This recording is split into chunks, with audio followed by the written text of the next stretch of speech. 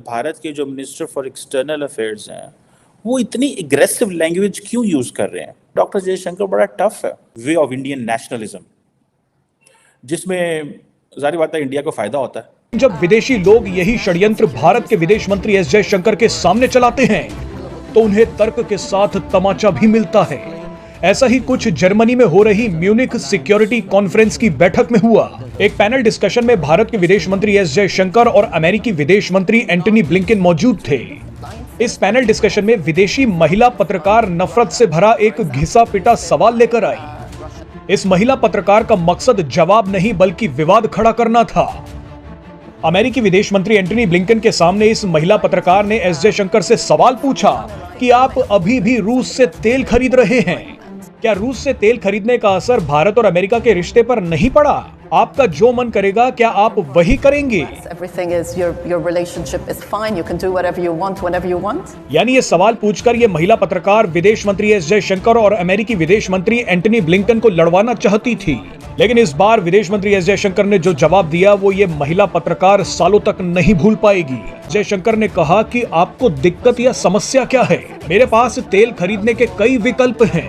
अगर मैं इतना स्मार्ट हूं कि मेरे पास कई विकल्प हैं तो आपको मेरी प्रशंसा करनी चाहिए। आपको दिक्कत क्यों हो रही है? एस जयशंकर की ये बात सुनकर अमेरिकी विदेश मंत्री एंटनी ब्लिंकन मुस्कुराने लगे। You still buy Russian oil. Is that okay with your counterpart from the US? Everything is your relationship is fine. You can do whatever you want whenever you want. Is that a problem? Why should it be a problem? If I'm smart enough to have multiple options, you should be admiring me. You shouldn't be criticizing. Now, is that a problem for other people?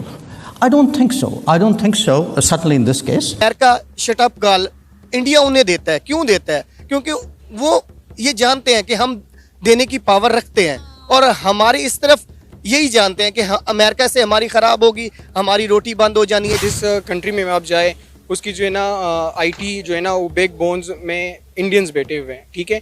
और अब वो India एक ऐसा देश बन चुका है, उसका ना जो प्राइम मिनिस्टर है वो इनको ऐसे लीड कर रहा है कि उसकी मईशत जो है ना रात दुगनी और दिन चुगनी हो रही है, ठीक है। जय हिंद दोस्तों, नमस्कार दोस्तों। भारत के विदेश मंत्री S Jaishankar Munich security council की मीटिंग के लिए जर्मनी गए थे। जब अमेरिका के विदेश मंत्री एंटनी ब्लिंकन और एस जयशंकर साझा मीटिंग में बैठे हुए थे तो एक पत्रकार ने जयशंकर से पूछा कि भारत अभी भी रशिया से तेल क्यों खरीद रहा है? भारत अमेरिका का पार्टनर होने के बावजूद भी जो चाहे वो कर रहा है। उस पत्रकार के सवाल का जवाब देते हुए एस जयशंकर ने उसकी क्लास लगा दी और कहा कि आपको तो मुझे अप्रिशिएट करना चाहिए कि मेरे पास तेल खरीदने के इतने सारे माध्यम हैं। विदेश मंत्री एस जयशंकर पहले भी कई बार इन विदेशियों की बखियां उधेड़ चुके हैं। इस बार भी वैसा ही रेस्पॉन्स एस जयशंकर ने दिया। दोस्तों, जैसे जैसे भारत की इकोनॉमी बढ़ रही है वैसे ही भारत की ताकत भी बढ़ रही है। भारत की विदेश नीति के साथ साथ डिप्लोमेसी भी मजबूत हो रही है। भारत अब झुकता कम है और झुकाता ज्यादा है। दोस्तों, एस जयशंकर की विदेश नीति पर आपकी क्या राय है? कमेंट में जरूर बताएं। जब यूक्रेन और रशिया की वॉर हो रही थी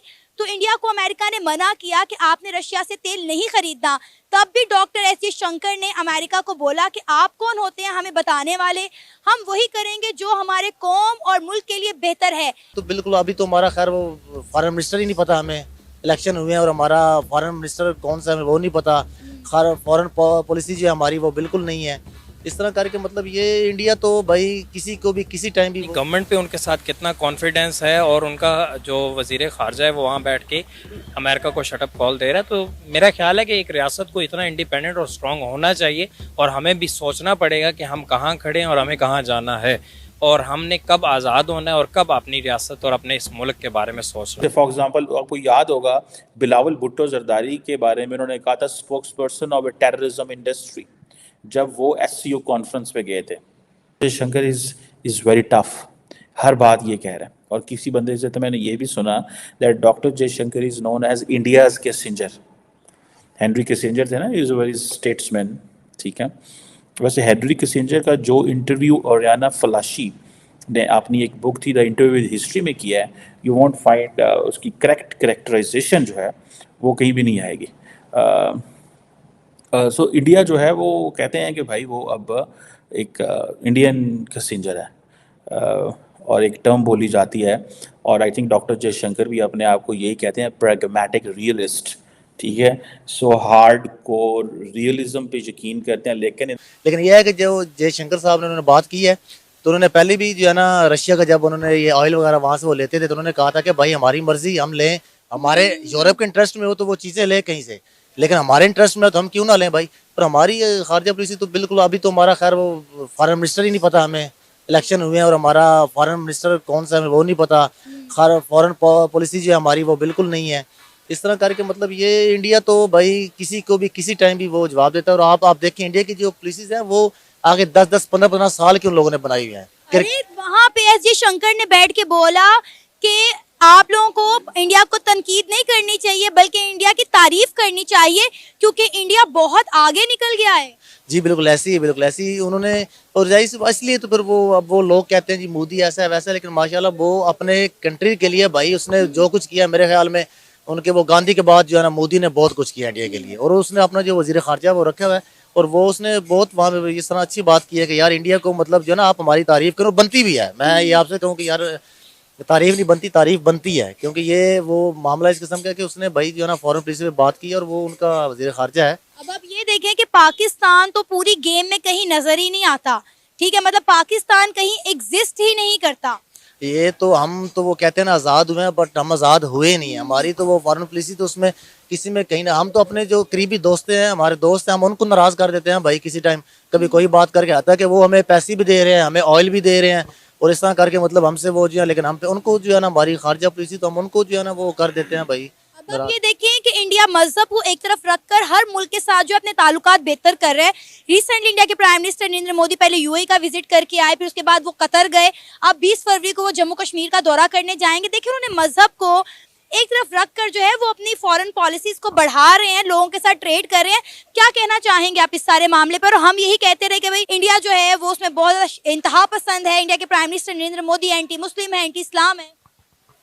ये बात तो दुरुस्त है कि इंडिया के लिए मोदी बहुत काम कर रहा है, लेकिन एक तरफ ये भी देखा जाए कि इंडिया का जो मोदी जो है वो थोड़ा स्मार्ट भी खेलता है और वो हिपोक्रेट भी है। ऐसा नहीं है कि वो दुनिया में, लेकिन चूँकि वो अपनी रियासत के लिए और अपने मुल्क के लिए वो स्टैंड भी लेता है। और अभी जैसा कि वो अमेरिका गया जयशंकर और वो मामलात हो रहे हैं, तो उसने स्टैंड लिया, उसने अपनी इंडिपेंडेंट खारजा पॉलिसी रखी है और बनाई है।